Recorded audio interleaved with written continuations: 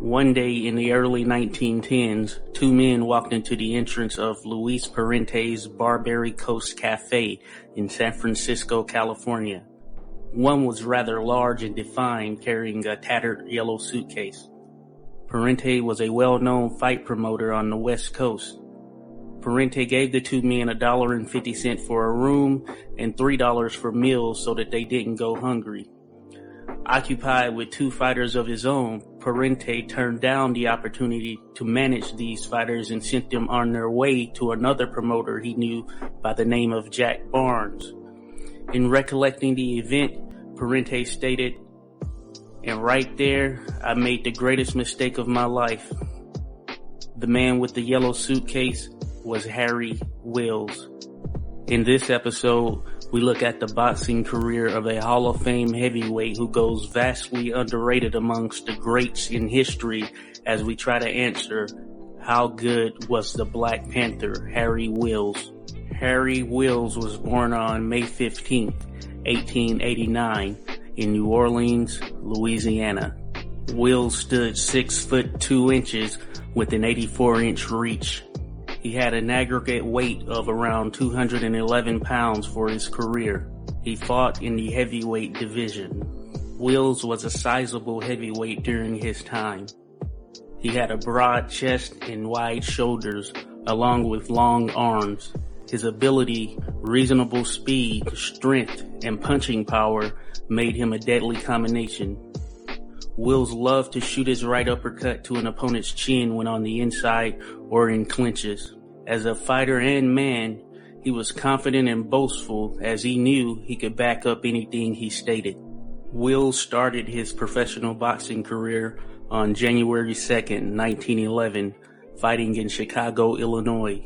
Wills would rack up 6 straight victories before suffering his first career loss at the hands of a sparring partner of Jack Johnson, George "Kid" Cotton, on February 14th, 1912. It was understood in those days that a loss was a lesson, and the more significant number was that Wills had already fought 7 times in just over a year as a pro, setting himself up for value via experience. Wills would continue his winning ways for another year or so before his first major test as a pro. On June 13th, 1913, in New Orleans, he stepped in the ring with the underrated Joplin Ghost, Jeff Clark. Clark entered the contest as a veteran of 104 fights with 88 victories in those fights. Wills, at 10-1, paled in comparison from both an experience and competition level. Newspaper accounts at the time stated that there was an agreement in place for the winner to take on Sam Langford, one of the greatest fighters ever and someone we'll touch on later. Langford would not be the next opponent for either fighter as the two men fought to a 10-round draw. In his next fight, less than a month later, on July 1st, Wills would take on one of the greatest and often underrated heavyweights of the early 1900s and mid to late 1910s, Joe Jeanette. Jeanette is a former colored world heavyweight champion who came into the contest with 77 victories in 106 fights. At 5'10", Jeanette was a very skilled fighter who worked behind a stiff jab and gave many fighters of his day problems, with former heavyweight champion Jack Johnson once stating that Jeanette was his toughest opponent. On this day, Wills and Jeanette would fight to a draw. Wills would step back into the ring with old foe George "Kid" Cotton on October 3rd, 1913 and January 8th, 1914. Knocking Cotton out in the 3rd round in both fights to avenge his early career loss. This led to a May 1st, 1913 New Orleans matchup with the man regarded as the greatest fighter of all time and multi-time colored world heavyweight champion, the Boston Bone Crusher Sam Langford. Langford came into the contest with a staggering 101 victories, 10 losses, and 26 draws in official fights. The fight ended up being a 10-round draw as it went to the newspapers, where some had Wills winning and some had Langford winning. Others saw the contest as a draw. A month later, on June 9th, Wills would close his New Orleans leg with another 10-round draw with Joe Jeanette. On August 2nd, Wills would travel to Mexico to knock out the rugged Mexican Pete Everett in 2 rounds before heading to San Francisco on September 4th, where he would win a 4-round decision over Willie Fatboy Meehan, a boxer who gave former world heavyweight champion Jack Dempsey problems in multiple fights. Dempsey is another fighter we'll address later. It would be November 14th, 1914, when Harry Wills stepped in the ring for a rematch with the great Sam Langford in Vernon, California. Langford weighed 190 pounds while Wills weighed in at 210 pounds. Claim to the colored world heavyweight title was at stake. Langford tasted the canvas 4 times in the first 2 rounds, though Wills himself would not go unscathed. Langford hurt his ankle at some point early in the fight, and though visibly hurt, fought through. The tide would start to turn towards the latter portion of the fight as Langford found his form and started to thoroughly outbox Wills. In the 14th round, Langford would tee off on Wills with a combination before landing a 1-punch knockout to end the fight and hand Wills his second official loss. On December 20th, 1914, Wills would step in with the heavy-handed, multi-time colored world heavyweight champion, the Oxnard Cyclone Sam McVea, for a 20-round contest. A veteran of 73 contests, McVea was able to outpoint Wills, though some in attendance noted that experience played a factor, but Wills looked to be the overall better man. Wills would open up 1915 with a 20-round points win over boxer-turned-actor John Lester Johnson on March 12th. He would then lose a 10-round decision to Sam McVea in their return bout on May 19th. Wills' next fight would be on July 5th against the battle-tested Battling Jim Johnson. Wills would win a 10-round points victory before again stepping in the ring with Sam McVea on September 7th. Wills would finally get over the hump in this third meeting and gain a 12-round point decision over McVea. At the time, McVea had a claim to the colored world heavyweight title. Wills would get an opportunity to solidify himself as the best black heavyweight in the world in his next fight on December 3rd, a 10-round contest with Sam Langford at the Harlem Sporting Club. It was a fast-paced affair. Wills, now starting to enter his prime, used his reach advantage to continually keep Langford at bay with a snapping jab. Wills hurt Langford in the 3rd round and cruised to a clear points victory. Wills and Langford would clash again on January 3rd, 1916 in New Orleans, this time in a 20-rounder. The 23-year-old Wills would again triumph over the aging but still serviceable veteran. It was noted that the key to Wills' success over Langford in this contest was his ability to step in towards Langford whenever he threw any of his hooks. This nullified Langford's offense. It was also noted that Langford's success against Wills came near the ropes, as he had a bad habit of dropping his hands when in said situation. This flaw would prove to be Wills' downfall in his and Langford's next fight, which took place on February 11th. In the 19th round of a scheduled 20, Langford landed a hard left hook to the jaw that sent Wills down and out, securing the victory and his claim to being the colored world heavyweight champion. Some reports indicated that the fight was pretty even at the point of the knockout, while the Chicago Daybook reported Langford was having the better of the go between the two fighters. About a month later, on March 7th, Wills would right the ship in his next matchup with Sam Langford, this time in Brooklyn, New York. Wills jabbed and hooked his way to a decisive victory on the outside, winning on points over 10 rounds. After again defeating John Lester Johnson on April 7th, on April 25th, Wills and Langford would fight for the 7th time. The location was St. Louis, Missouri. Wills would drop Langford in the 2nd round en route to an 8-round points victory. From this point forward, Wills would go on an impressive run rivaled by few heavyweights in the history of the sport. If you're still watching, give us a like and subscribe. Wills would close out 1916 with a 20-round points victory over old foe Jeff Clark on May 19th. Wills would knock out George Kid Cotton in the 4th round in consecutive fights on June 3rd and October 13th. On November 11th, Wills would win a 10-round decision over one of Jack Dempsey's sparring partners, Big Bill Tate, who stood 6'6.5" and weighed upwards of 240 plus pounds. Wills then knocked out the tough Jack Thompson on November 18th before following it up with a December 28th 10-round points victory over Thompson in their return bout. Harry Wills would open up 1917 with a bout against battling Jim Johnson on February 7th. Wills would break his right wrist while trying to land an uppercut on Johnson, who blocked the punch with his elbow. Wills would be forced to retire in his corner at the end of the round, handing Johnson a TKO victory. Wills would go unbeaten for the next 5 years, starting with an April 17th, 1917 points victory over Jack Thompson in 10 rounds. This led to a 6-rounder with Sam Langford in Philadelphia on May 11th, with Wills winning a decision. Wills would get another shot at battling Jim Johnson on June 11th, winning a 10-round decision. This led to back-to-back fights with Sam Langford, the first being a 10-round points victory for Wills on September 20th. On November 12th, Wills and Langford would fight to a 12-round draw. The significance of this fight is that this would be the best result Langford could muster moving forward, as Wills was in his prime and Langford would no longer be able to defeat him. Harry Wills would face Sam Langford a further 7 times between 1918 and 1922, winning each fight.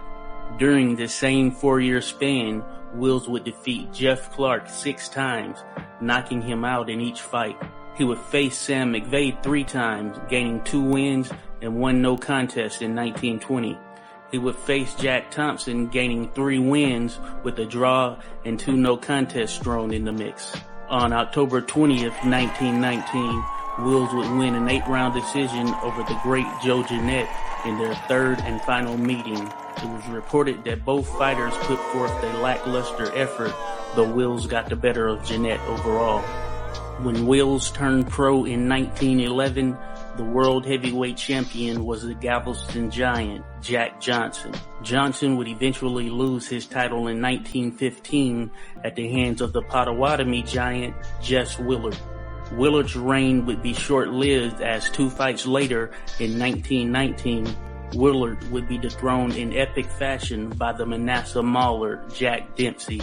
Fast forward to 1920, Wills would lock horns with an underrated heavyweight of the era, the Minnesota plasterer, Fred Fulton, on July 26, 1920.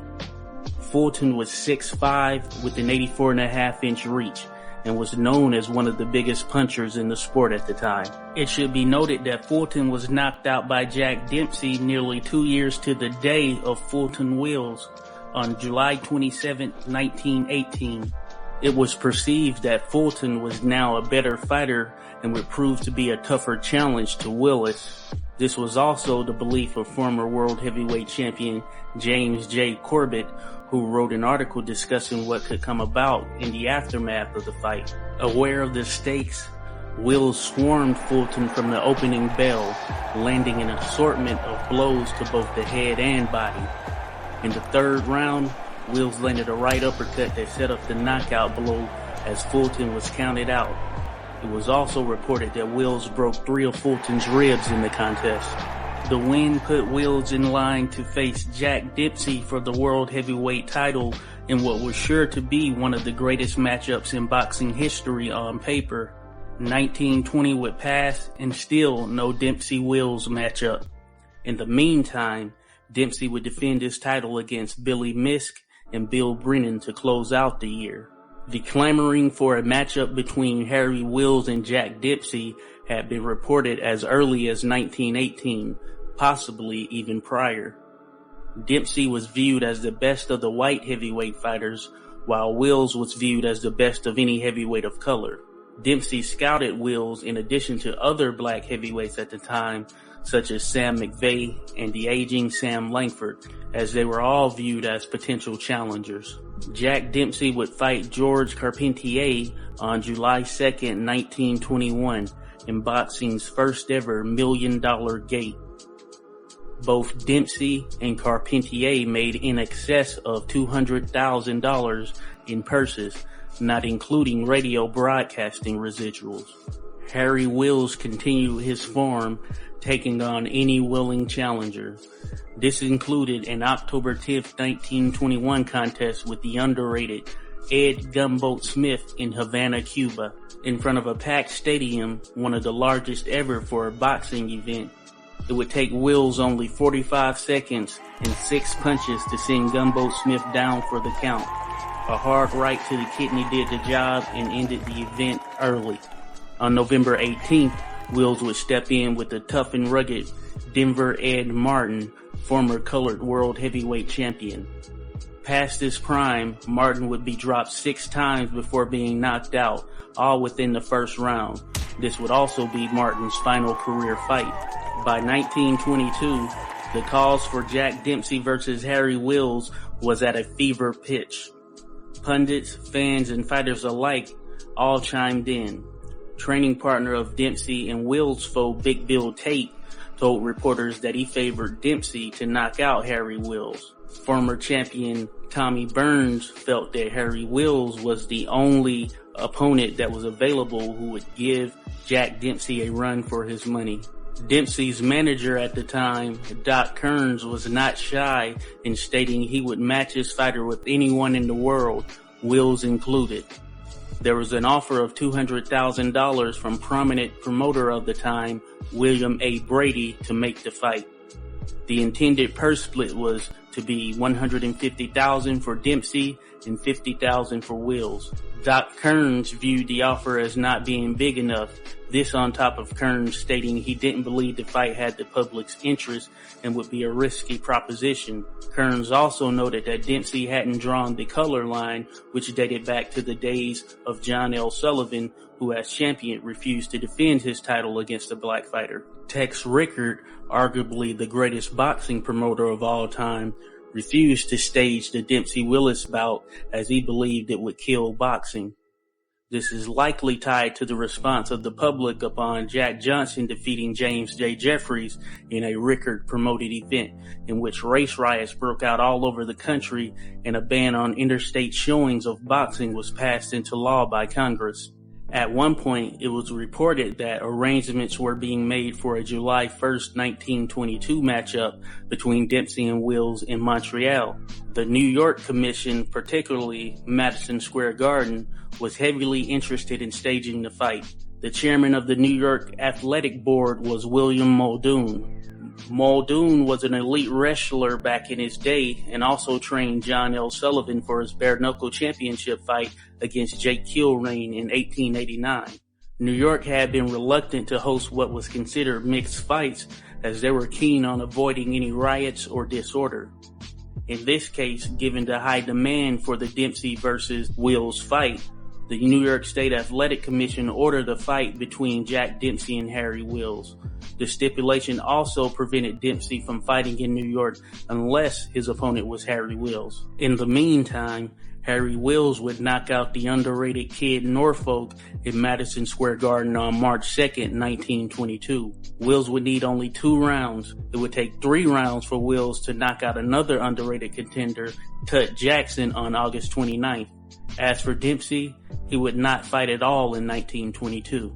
Dempsey would defeat Tommy Gibbons and Luis Angel Firpo in 1923, but the Wills fight still did not materialize. 1923 would turn to 1924, and it was still the same story again.